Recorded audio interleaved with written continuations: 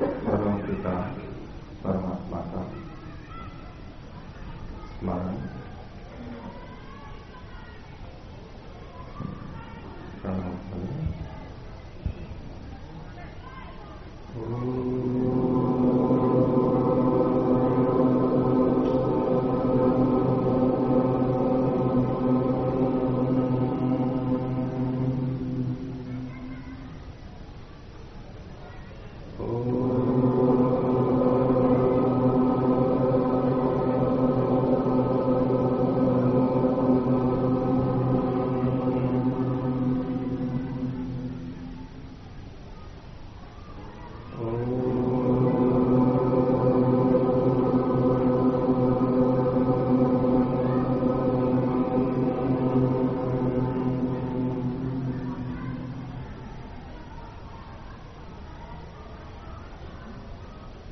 क्रियात्मक योग अभ्यास में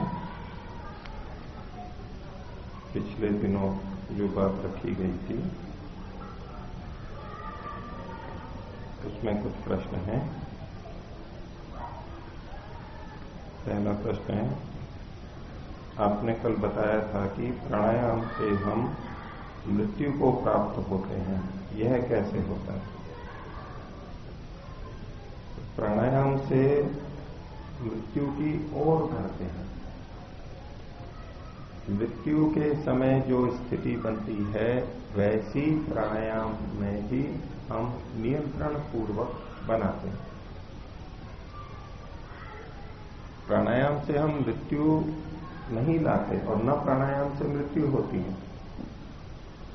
स्वस्थ व्यक्ति हो, ठीक तरीके से प्राणायाम करे तो मृत्यु नहीं होती है। प्राणायाम से मतलब यहां पर है वो प्राणायाम जिनमें श्वास और प्रश्वास की गति का विच्छेद होता है। योग दर्शन में जो प्राणायाम है उस संदर्भ में बात कर रहा था। तो जैसे फांसी लगने पर रस्सी बांधी, गला रुक गया, वहां भी तो श्वास प्रश्वास की गति का विच्छेद होता है। तो श्वास के रुकने से हम मृत्यु की तरफ बढ़ने लगते हैं। जब तक पूर्ति हो रही है, श्वास ऑक्सीजन हमें मिल रहा है, फेफड़े में रहता है, शरीर में कुछ जो जमा है उससे काम चलता रहता है, तब तक शरीर ठीक के चलेगा।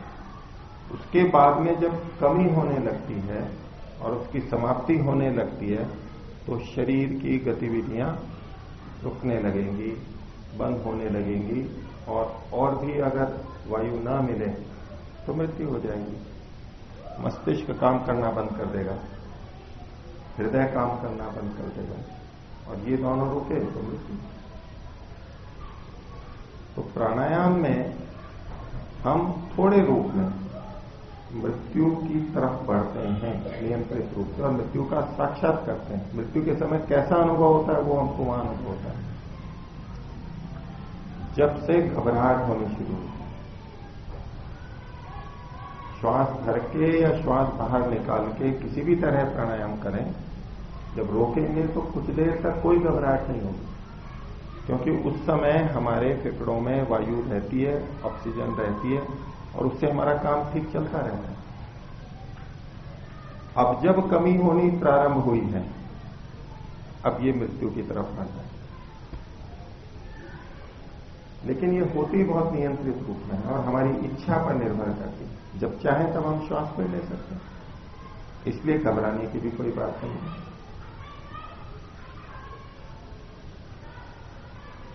लेकिन प्रक्रिया वही है। जल में डूबने का भी मैंने उदाहरण दिया था। पानी में कोई डूब गया, अब श्वास नहीं ले सकता, प्रयास करेगा तो पानी ही अंदर जाएगा, वो फेफड़ों में भर जाएगा, पेट में भर जाएगा, फिर बाहर निकल के आएगा तो भी सांस नहीं ले पाएगा क्योंकि अंदर पानी भर गया। तो डूबे हुए व्यक्ति को पहले बाहर निकालते हैं, फिर उसका पानी निकालते हैं, फिर जगह बनती है, फिर वो थोड़ा सांस लेने लगता है, तब जी पाता है। तो प्राणायाम से हम मृत्यु की तरफ जाते हैं और मृत्यु जब सामने होती है तो हमारी एकाग्रता भी बढ़ती है। जब जीवन दांव पे लगा हो, मरने की स्थिति आ रही हो, तो सब काम छोड़ करके, सब विचार छोड़ के हम जीवन को बचाने के लिए केंद्रित हो जाते हैं। हमारा पूरा तंत्र, हमारे सारे विचार एकाग्र हो जाते हैं। उस समय कोई और सांसारिक विषय नहीं सताएगा व्यक्ति को, सांसारिक कोई आकर्षण नहीं रहेगा, बस मृत्यु दिखेगी। प्राणायाम के अतिरिक्त जीवन में कभी मृत्यु की स्थिति आती हो, गिरने की स्थिति आ रही हो, टक्कर लग रही हो, रोग के कारण मृत्यु आ रही हो, बिल्कुल अंतिम स्थिति लग रही हो, सामने कोई स्टैन गन लेके खड़ा हो आतंकवादी, बस ये मारेगा, सबको औरों को मार रहा है, अब मेरी संख्या, चाकू लेके खड़ा है, बस मारेगा मेरे को। उस समय में संसार का आकर्षण नहीं रहता और हम पूरी तरह अपने को बचाने के लिए तत्पर होते हैं, एकाग्र हो जाते हैं, बुद्धि भी और पूरा तंत्र भी। वो तो भय की स्थिति है, लेकिन यहां प्राणायाम में हम निर्भय रहते हुए, नियंत्रित रहते हुए भी उस मृत्यु वाली प्रक्रिया को उपस्थित करते हैं, उस मार्ग पर थोड़ा चलने लगते हैं और उसका लाभ भी उठा लेते हैं। ये प्राणायाम का महत्व है। आगे इन्होंने पूछा, हमें मृत्यु से भय क्यों लगता है?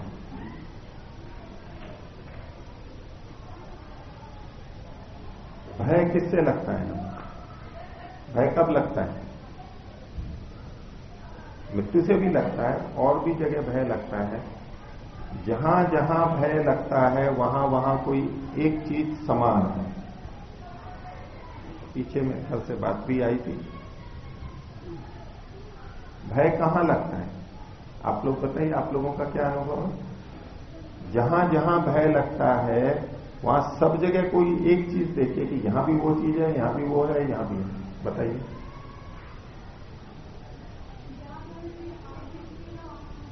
जहां हानि दिखती है वहां भय होता है। देखिए, इसके अतिरिक्त कोई उत्तर है किसी का? बताइए। अज्ञान से होती है, लेकिन अज्ञान से भी कब होती है? क्या अज्ञान काम करता है वहां पर? हम हानि ही तो समझते हैं। जहां जहां भी आप देखेंगे और भी कोई कारण बताएंगे, वहां हानि तो अवश्य दिखेगी। अज्ञान से भय होता है, इसका कोई उदाहरण दीजिए आप। कोई भी उदाहरण दीजिए, फिर उसकी विवेचना करके देख लेते हैं। हम इस निर्णय पे पहुंचना चाहें कि भाई भय होता कब है, क्या इसका कोई अपवाद है? आप उदाहरण बताइए कि अज्ञान से देखिए ये भय होता है।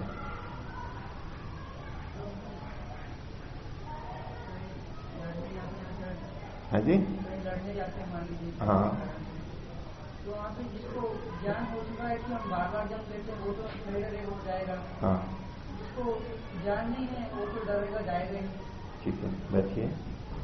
जिसको ये पता है कि हम फिर से जन्म ले लेंगे, मर भी गए तो उसको डर नहीं लगेगा, अर्थात उसको अपनी कोई हानि नहीं दिखाई दे रही है। वसांसी जीर्णानि यथा विहाय, वही तो बात है कि भाई मैं ये शरीर छोड़ रहा हूं, मैं तो फिर मिल जाएगा, तो उसको कोई हानि नहीं दिख रही है। और दूसरे को क्या लग रहा है, ये शरीर गया तो गया, अब आगे तो कुछ पता ही नहीं है, होगा नहीं होगा, ये जो दिख रहा है, ये जो सब अच्छी अच्छी चीजें वो सब चली जाएंगी। तो इस उदाहरण में भी जो हानि देख रहा है वही तो भयभीत हो रहा है। तो अज्ञान के कारण भी जहां जहां भय होगा वहां ये बात तो अवश्य रहेगी, तो हानि देख रहा होगा, नहीं तो भय उत्पन्न ही नहीं होगा। और कोई बताएंगे जी?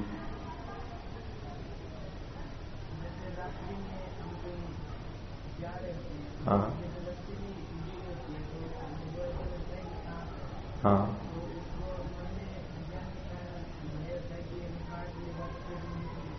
ठीक है। तो अंधेरे में जा रहे हैं, रस्सी को देख करके भी भय लगता है, सर्प होगा, वो काट लेगा, तो यहां भी हानि का ही तो भय है, हानि का ही तो भय है। और यदि आपने ऐसा कुछ पहन रखा हो, जूते ऊंचे ऊंचे ऊपर तक के, कि सांप काटेगा भी तो कुछ नहीं होगा, और आपके पास औषधि भी हो सांप काटे की, काट भी दिया तो ले लूंगा, मरूंगा तो हूं, कुछ नहीं होने वाला है, तो भय लगेगा? नहीं लगता। सपेरे को तो नहीं लगता, सावधानी वो भी रखता है लेकिन उसको नहीं लगता।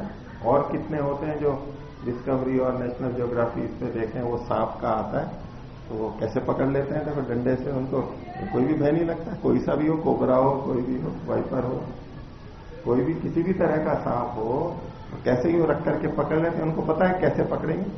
और जो वैसे भी जानकार होते हैं वो यूं ही पकड़ लेते हैं, मुंह और पियो, ये तो सांप कुछ कर ही नहीं सकता।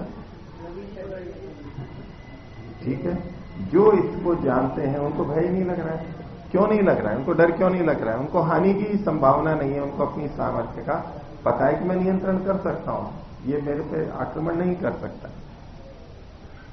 तो ये भी जहां अज्ञान से भय होता है वहां दुख तो अवश्य होगा, अज्ञान हो चाहे ज्ञान हो। अब इसमें सांप, रस्सी को सांप समझा, ये तो मिथ्या ज्ञान है, ठीक है, लेकिन सांप के काटने से मृत्यु होती है, ये तो मिथ्या ज्ञान नहीं है। वास्तविक सांप हो और फिर हमें भय लग रहा है, तो ये मिथ्या ज्ञान के कारण से थोड़ा है। ये तो वास्तविक है कि यहां सांप काट लेगा तो हानि हो जाएगी, चिकित्सा करानी होगी, धन खर्च होगा, और भी 10 बातें होंगी। हाँ, और कोई ऐसा स्थल बताइए जहां हानि नहीं हो रही हो और हमें भय लग रहा हो। जी,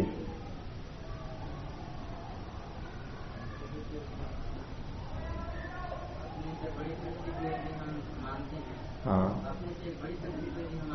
हाँ,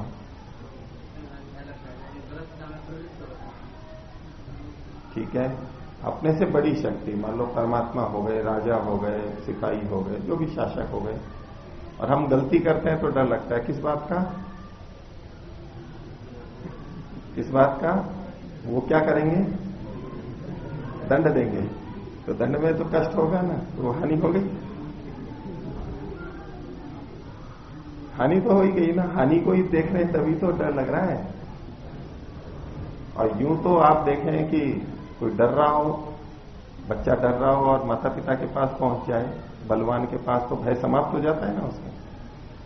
बड़े के पास पहुंच के हम निर्भय भी हो जाते हैं, निडर भी हो जाते हैं।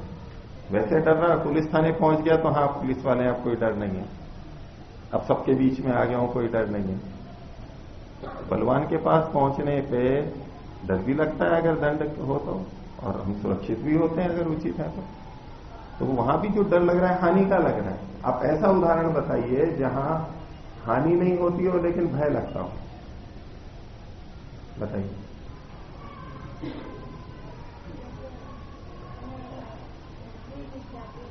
हमें, हाँ,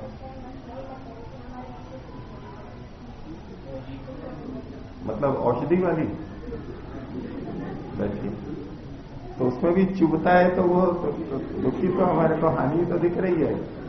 कुछ बच्चे नहीं, फायदा तो मिलता है, जब फायदा देखेंगे तो भयभीत नहीं होंगे, और फायदा भी देख रहे हैं लेकिन चुभन भी, तो दुख तो होगा। बच्चे तो बहुत डरते हैं, कई ऐसे रोते हैं कि सुई को देख के तो बहुत डरते हैं, रोने लग जाते हैं, तो वो तो हानि को ही तो देख रहे हैं वहां। तो जहां जहां भय होता है वहां वहां हम कुछ ना कुछ हानि अवश्य देख रहे होते हैं। ये सब जगह लग जाएगा, ये क्या अटल सिद्धांत है, निरपवाद सिद्धांत है। बताइए, अपवाद बताना है आपको, जहां ऐसा ना होता हो, बिना हानि के भय होता हो, ये आपको बताना है। बताइए। हाँ हाँ, माता पिता दुखी हैं, हाँ हाँ, दुखी होते, इसमें भय कहां पर है वो बताओ पहले। घर, उनको भय रहता है, ठीक है, बैठिए। हाँ, कि भाई गई हैं तो पता नहीं घर वापस आएंगी नहीं आएंगी, कह के तो गई हैं कि पढ़ने के लिए जा रही है 2 साल 5 साल के लिए, पता नहीं साधुओं के संगत में पता नहीं क्या होंगी। तो उनको जो आपके न आने का भय रहता है, न आने का भय, तो उसमें वो हानि तो देख रहे हैं अपनी। बच्चे हमारे पास से चले गए तो माता पिता को तो बहुत बड़ी हानि लगती है। तो बच्चे तो उनकी बहुत बड़ी संपत्ति होते हैं, अपने होते हैं, बहुत प्रिय होते हैं, बुढ़ापे का सहारा होते हैं। तो उनका छिन जाना तो वो हानि ही देख रहे हैं। उस हानि को देखते हुए ही तो भय उत्पन्न होगा वहां भी। और कोई अपवाद बताएंगे? हाँ, आप बताइए। वो आगे बताना। किससे? भूत से?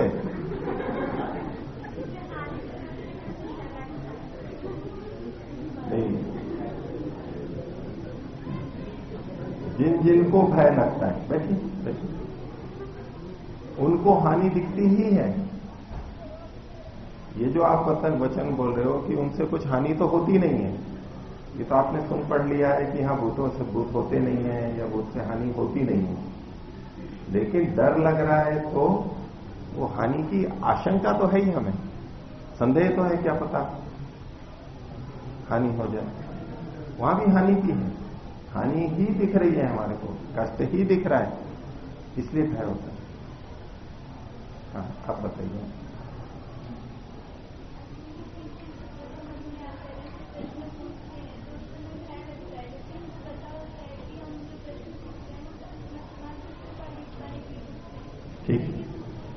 ठीक है, ये कि भाई इसमें तो कोई हानि की आशंका है नहीं, प्रश्न पूछते हैं तो डर लगता है, और कोई हानि तो दंड तो देंगे नहीं, पूछ लो और नहीं भी बताओ तो भी कुछ भी नहीं कहेंगे। जैसे कल ये कई जने उत्तर नहीं दे रहे थे, तो न तो कोई डांट पड़ी। एक एक करके हाथ नीचे कर दो, अभी वो पूरा हो जाएगा तो आपको भी अवसर मिलेगा। आप अपना कितना भी भौतिक कौशल लगाना, ऐसा उदाहरण ढूंढ के लाओ जहां भय तो हो लेकिन हानि नहीं हो। तो मैं तो निरपवाद कह रहा हूं, निरपवाद होगा। तो इन्होंने उदाहरण दिया कि प्रश्न पूछते हैं तो भी भय लगता है, जबकि हानि तो पता है कि कोई हानि नहीं होने वाली है, कुछ कहने वाले नहीं है, लेकिन उसमें हमें एक हानि दिखाई देती है कि उत्तर यदि गलत हो गया तो, बोलने में कुछ गलत हो गया तो, क्योंकि गलत हो सकता है ना उत्तर, ऐसा मन में आशंका रहती है। गुरुजी पूछ रहे हैं और दूसरे बहुत लोग भी बैठे हुए हैं, गलत होने पे क्या होता है? क्या होता है? दूसरे लोग कुछ हंसेंगे, कुछ कहेंगे, ये सोचेंगे कि इसको इतना भी नहीं आता है, इतना भी नहीं आता है। ये डर अंदर काम करता है, वो हानि है, यश की हानि। यही बात प्रवचन के अंदर है। प्रवचन में जो डर लगता है, वहां कौन सी हानि होने वाली है? कोई मार नहीं रहा, पीट नहीं रहा, अभ्यास ही तो करा रहे हैं, सबको पता है त्रुटि होती है, लेकिन डर किस बात का है? हमारी अपनी एक छवि है, सम्मान है, बोलने पे त्रुटि हो गई तो अपयश होता है कि देखो ये इतना भी नहीं जानते इत्यादि। वो हमारे को यश का भय रहता है, कुछ न कुछ भय रहता है।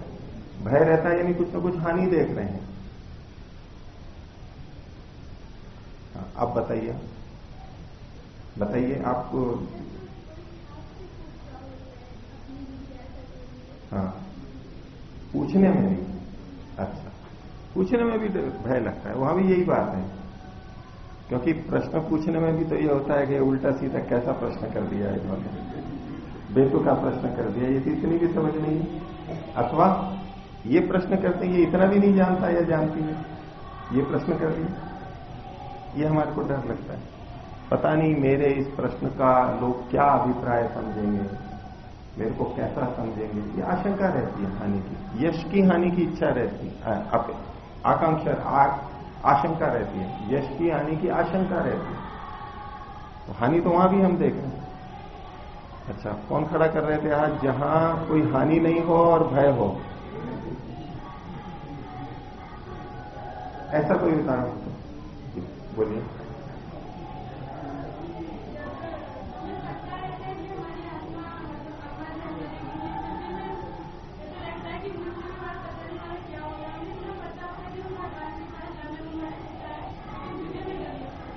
डर लगता है तो ये पता नहीं क्या होगा, यही तो डर का कारण है। बैठिए। अब पता नहीं क्या में अगर ये हो कि इस बार जैसा परिवार मिला है, पता नहीं इस बार इससे कितना अच्छा मिलेगा। अभी जितना परिवार है, जैसा मिला है, जैसा शरीर मिला, जैसी बुद्धि मिली, इससे अधिक के क्षेत्र की बात करो, कम की नहीं। भाई इससे अच्छा शरीर, इससे अच्छी बुद्धि, इससे अच्छा परिवार, इससे अधिक धन, इससे अधिक सुंदरता, इससे अधिक कौशल, ये सब मिलेगा। तब भी कोई कह रहता है कि पता नहीं कौन सा जन्म मिलेगा, कभी नहीं होगा। अच्छी जगह जाने में निश्चितता नहीं हो तो भी भय नहीं लगेगा, क्योंकि पता है कि अच्छे में ही जाने वाले हैं। लेकिन अनिश्चितता इस बात की है कि पता नहीं इससे खराब जन्म मिले, कम धन मिले, कम सुंदरता मिले, कम बुद्धि मिले, अच्छा परिवार नहीं मिले, वो जो अभी जैसा है उससे कम स्थिति, उसके कारण से भय लगता है। तो वहां भी हानि ही देख रहे हैं हम, हानि देख रहे हैं इसलिए भय लग रहा है। और कौन बताए, बताइए।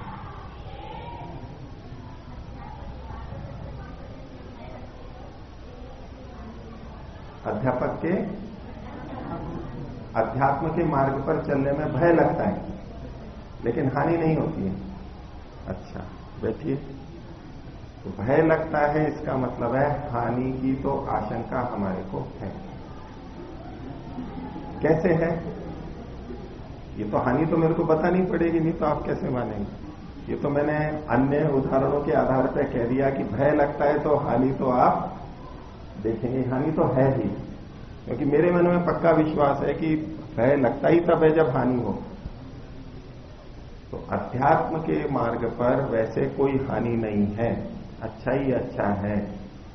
लेकिन गिरने का डर लगता है या नहीं, पतन का, फिसलने का डर लगता है या नहीं लगता है। ये फिसलन क्या है, हानि है या लाभ है।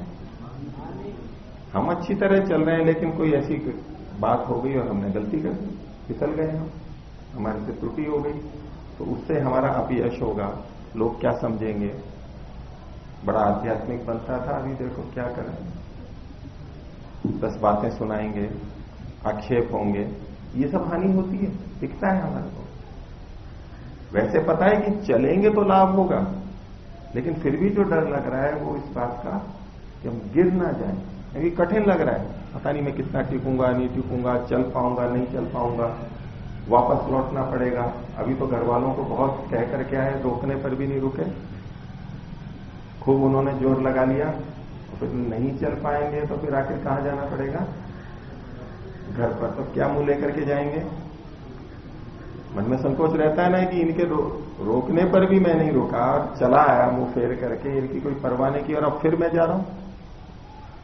वो भी स्थिति कष्टप्रद लगती है, वो अपमानजनक स्थिति लगती है। लौट के जाऊंगा, गिर जाऊंगा, ये सब जो आशंकाएं हैं ये दुख का कारण बनती है। ये इसलिए भय होता है, इसलिए चलने में। अगर ये सब किसी को ना हो, किसी को पक्का विश्वास हो कि मैं गिर नहीं सकता, मैं फिसल नहीं सकता, मैं बिल्कुल दृढ़ता से चल रहा हूं, तो कोई भय का कारण ही नहीं, भय लगेगा ही नहीं। ठीक है। और कोई आप, वैसे तो कोई भी, चलो आप भी प्रयास कर लीजिए, बोलिए। हाँ आप ही नहीं, आगे वाले।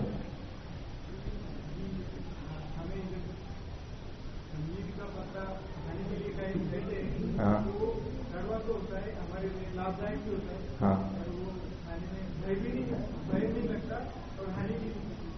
नहीं, तो अपने को तो वो उदाहरण देना है जहां भय लगता। बैठिए, कोई बात नहीं, पीछे बताइए।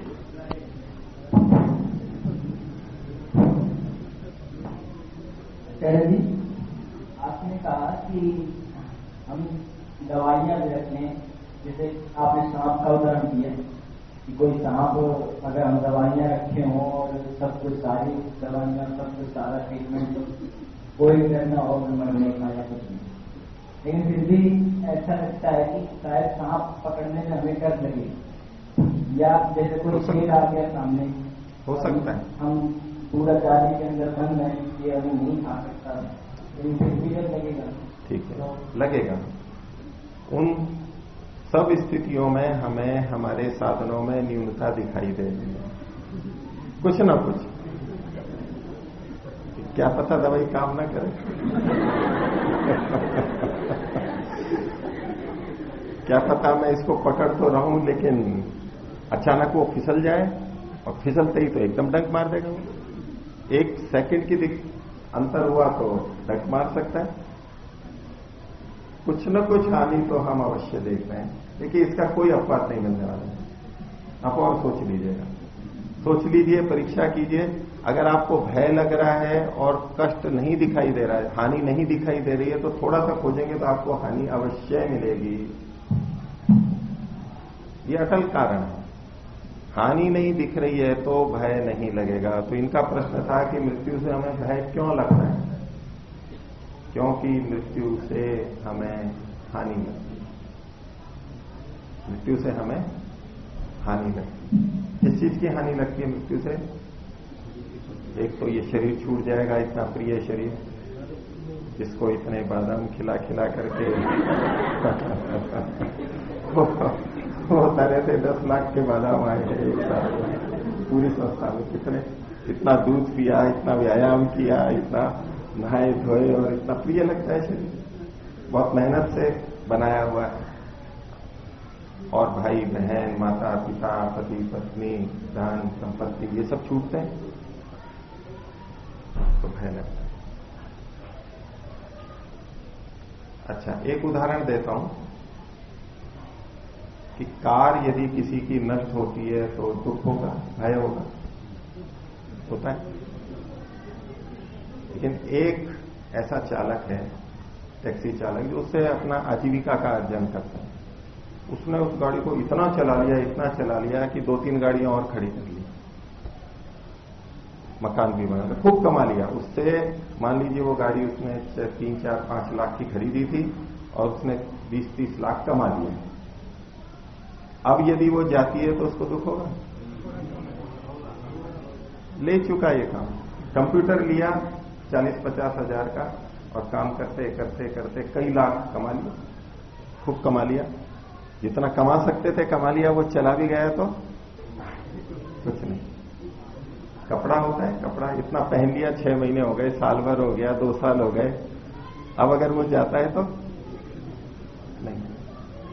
जिस चीज का हमने पूरा उपयोग ले लिया है, जितना ले सकते थे खूब ले लिया आराम से, और हम संतुष्ट हैं कि इसकी कीमत वसूल हो गई, ऐसा भाव बनता है ना अपने कई चीजों के लिए। भाई इसकी तो कीमत वसूल हो गई, कैमरे की कीमत वसूल हो गई, इतनी हमने रिकॉर्डिंग कर ली, इतना हो गया, बस खूब ही काम किया इसमें, जितनी हम सोचते नहीं थे इससे भी ज्यादा हमने अर्जित कर लिया। अब कीमत वसूल हो गई, जिसकी कीमत वसूल हो गई वो चली भी जाए तो हानि नहीं है, कीमत तो वसूल हो चुकी है कई गुना। ऐसे ही इस शरीर को पाकर के जिन्होंने खूब पुण्य कर्म कर लिए, अध्यात्म की साधना की है, अपने मन को पवित्र किया है, और उनको ऐसा लगता है कि मैंने अर्जित कर लिया है काफी कुछ, हाँ इस जीवन में जो करना था मैंने पर्याप्त कर लिया, ये भाव जिनको रहेगा उनको कोई दुखी नहीं होना चाहिए। लेकिन जिनको लग रहा है मैंने कुछ समय बर्बाद कर दिया, जिंदगी के इतने साल तो यूं ही चले गए, पता ही नहीं लगा, अब पता लगा अब क्या होगा, इतना समय तो पाप कमा लिया, अब कार खरीद रखी है, कमाई कुछ हुई नहीं, ऋण लेकर के कार खरीदी थी, वो कर्जा अलग चुकाना है, अब ये कार चली गई, अब क्या होगा, तो चर्चा करें। तो आज का विषय इतना ही रखा है, इसको और आगे चलाएंगे।